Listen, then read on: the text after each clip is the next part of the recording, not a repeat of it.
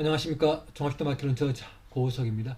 이번 시간은 이 화이어거 제2탄 이 두 번째 시간이 되겠습니다. 그래서 이 화이어거의 제1탄은 이제 이어진 문자를 중심으로 공부를 하는 것이고요. 이 제2탄은 이렇게 페르시아어를 중심으로 공부를 하는 것입니다. 그래서 자, 이렇게 이제 이 페르시아 문자를 보면은 화이어거에서 보면은 이렇게 이 날일자가 써져 있습니다. 그리고 이 페르시아 문자가 이렇게 가장 가까운 문자는 이 문자체로 이렇게 글자가 쓰여 있습니다. 그리고 이 페르시아 문자도 이제 오른쪽에서 왼쪽으로 읽기 때문에 표기를 이렇게 오른쪽에서 왼쪽으로 한자의 그 발음을 표기를 해줬습니다. 그래서 아부타복으로 되어 있습니다만은 이 실제 이제 음가는 아프타부로 보시면 되겠습니다. 그래서 자, 여기가 이제 장음의 아의 음가가 되고, 여기의 음가가 F의 음가가 되겠습니다. 그리고, 자, 여기가 이 타의, 장음의 타의 음가, 그리고, 자, 마지막으로 B의 음가가 되겠습니다. 그래서 아프타부의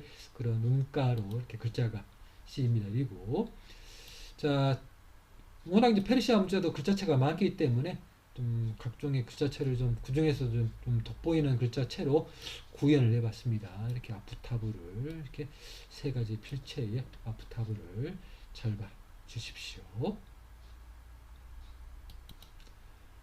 자, 다음으로 이 차카타이 문자로 보도록 하겠습니다. 페르시아 문자에 또 영향을 받은 이 차카타이 문자인데, 이 오체 총문감에서 한번 소개를 해 드렸습니다만은, 이제, 그때는 아직 이 차카타이 문자에 그게 아직 익숙하지 못하다 보니까, 문자를 이제 구현하는데 급급하다 보니까 비슷하게 구현했는데, 실제 표를 보니까 이렇게 이제 F에 여기에 있는 이 글자에 위에 점이 빠져 있었습니다. 그래서 이 예전에 이 차카타이 문자에 소개했던 그 날일자의 그 부분을 참고하시면 되겠습니다. 그래서 자, 실제 이제 그 학자들이 밝힌 음가는 이제 이렇게 오치천문감에 써져 있었는데, 이 음가는 만주 문자의 음가를 말하는 겁니다. 그래서 그때는 소개를 안 했지만, 자, 이 차카타이 문자 밑에 있는 만주 문자가 이렇게 표기가 됩니다. 그래서 자, 여기가 아의 음가, 자, 여기가 이 비의 음가.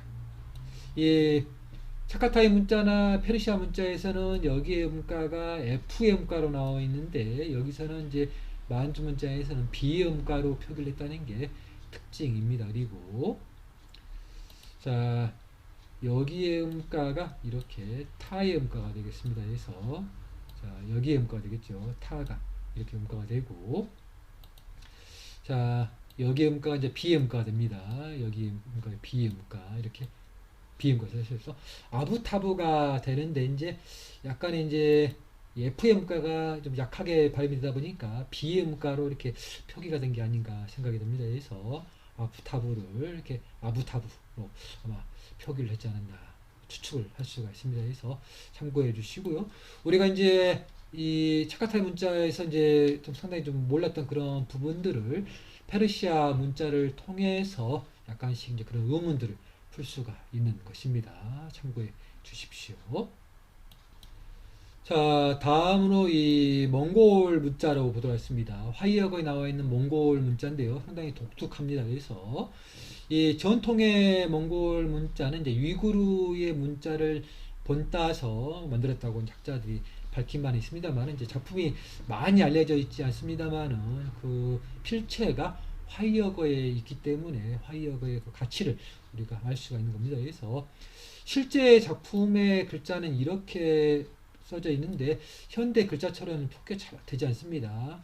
가장 이제 근접한 그 채로 써보면은 이렇게 이제 이 회월체라고도 부르는데요. 아마 이제 이 몽골 체 중에서 위구르에 가까운 그런 체라고 보시면 됩니다. 그래서 이 글자체랑 이제 비슷해 보이는데, 잘 보면은 여기에 점이 여기에 없는 게 특징입니다. 그래서 이 글자만 가지고 글자를 알아본다면 상당히 이제 어렵다고 우리가 볼 수가 있는데, 역으로 이제 이 현대의 몽골 문자를 가지고 또 역으로 이제 공부를 하다 보면 또 알 수가 있는 겁니다. 그래서 자, 이렇게 작품을 보면은 나릴로 되어 있고 이렇게 남나노 되어 있는데 발음이 나란이라는 걸 우리가 글자를 보면서 알 수가 있는 것입니다. 그래서 몽골 문자를 보면은 이렇게 나가 이렇게 써진 겁니다. 여기 윗부분이 이렇게 나가 되고 이렇게 나가 되겠죠. 그리고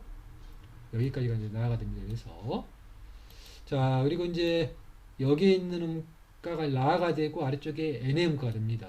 이렇게 란이 되는 겁니다. 그래서 란이 이렇게 써지는 것이고 여기서는 이제 여기부터 여기까지가 란이 되는 겁니다. 그래서 우리가 이제 아무래도 이제 이 몽골 문자의 초기 문자를 알기가 어렵다 보니까 역으로 이렇게 이 현대의 몽골 전통의 문자를 보면서 이렇게 이 역으로 가다 보면은 이 글자를 또 알 수가 있는 법칙입니다. 물론 이제 예전의 글자를 알고 내려오면 좋겠지만 또 그게 힘들다 보니까 다양한 방법을 구사하고 현대 과학 기술을 또 이용을 해서 하다 보면은 충분히 또 이해를 할 수가 있는 것입니다.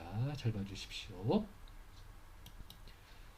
자, 다음으로 이 위구르 문자로 보도록 하겠습니다. 위구르 문자로 이렇게 하이어거에 보면은 이렇게 글자가 쓰여져 있습니다. 근데 이 전통의 이제 몽골 문자로 구현을 해 보면은 여기 점이 구현이 되지 않습니다. 그래서 이 왜 여기다 점을 찍었는가를 이제 생각을 해 보니까 몽골 문자로 이렇게 이제 구현이 되고 몽골 문자는 이제 만주 문자나 오이라트 문자가 상당히 후사한데요. 보면은 이 몽골 문자를 보면 여기까지가 이제 장음의 쿠가 됩니다. 그리고 아래쪽에 여기가 n의 발음이 되는 것인데 이 몽골 문자나 이렇게 만주 문자, 오이라트 문자를 보면은 여기에 있는 이 아의 표기와 n의 음가가 흡사하기 때문에 일반 초보자들이 보기에는 도대체 이 음가가 r을 표기한 건지 n의 음가를 표기한지 알 수가 없습니다. 그런 거를 좀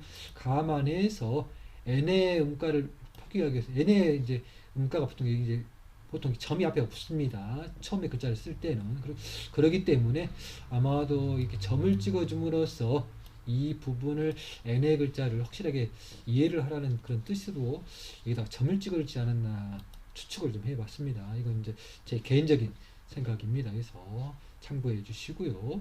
위구르의 문자가 몽골 문자처럼 이렇게 써져 있는 게 또 이 화이어거의 그 작품에서 보는 위구르 문자입니다. 그래서 그만큼 또 이 화이어거의 위구르 부분이 가치가 있는 것입니다. 그래서 자, 이렇게 나릴자가 써져 있고 우리 음가는 곤인데 실제 음가는 이제 장음의 쿤으로 표기가 되어 있습니다. 학자들이 이제 밝힌 음가를 보면은 나릴자를 태양을 검색을 해 보면은 위구르 문자에 이렇게 장음의 이 K 쿤으로 표기가 되어 있습니다. 그래서 그 지금의 현대의 이제 위구르 문자로 표기해 보면은 이렇게 장음의 쿤이 이렇게 글자가 표기됩니다. 다양한 글자가 많기 이 위구르 문자도 학자들이 연구를 굉장히 많이 해서 필체가 굉장히 많습니다. 그래서 그 필체를 이제 구현을 해 보면은 이렇게 이 쿤이 장음의 쿤이 써집니다. 그래서 위구르 문자도 관심을 가지다 보면은 차츰차츰 또 이 알 수가 있는 것이고 페르시아 문자의 그 전통을 이어받아서 만들어진 이 차카타이 문자와 또 위구르 문자 그리고 또 거기에서 또 발전한 이 몽골 문자와 만주 문자까지 이렇게 이 문자의 그 역사를 우리가 이렇게 이 꿰뚫어 볼 수가 있는 것입니다. 그래서 그만큼 이 화이어거와 오체 천문감이 주는 가치가 있는 것입니다. 그래서 많은 관심을 가져주십시오. 자, 오늘은 여기까지 준비했습니다. 시청해 주셔서 감사합니다. 다음 시간에 뵙도록 하겠습니다.